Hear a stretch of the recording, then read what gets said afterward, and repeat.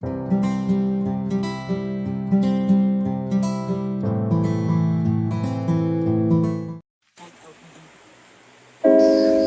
day. We're gonna be making some steamed beef buns, which is divided into three aspects: the sauce, the fillings, and the dough.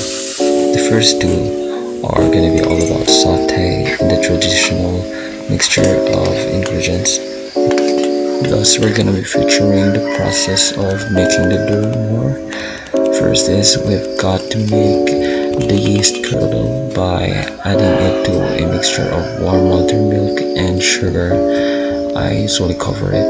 I think it helps. It is better and it is important to calibrate the weighing scale. It is a must, and we must also mix the solid ingredients first before adding the yeast after a few minutes. Of course, we're gonna use clean hands, and we need a lot of patience in kneading the dough because it is quite a tough job.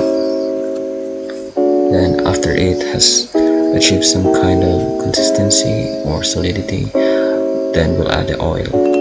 A flat surface is preferable and ideal. And after a few minutes of stirring it up covered, we're gonna punch the air out of it. Then we're gonna knead it some more with the baking powder. Adding the baking powder at this time was said to contribute to the white color and the round shape of the buns.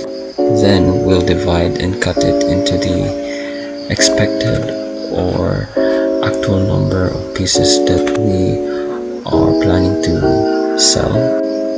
Then we'll fill it up with our beef fillings. It is best if we have light hands so that the shape of the buns will be flawless. Of course, we need wax papers underneath the buns when we place it on the steamer, arranged with a distance. We will steam it in a low heat fire for 30 minutes and voila! We have our buns ready to be packed. As an advocate for our natural environment, I am fond of using paper bags, and we're also using this so that the steam would not accumulate into droplets. And one pack is equal to one order unless the customer says otherwise. After being personalized, our buns are ready to be delivered warm and fresh. Thanks for watching. I hope you've learned a lot.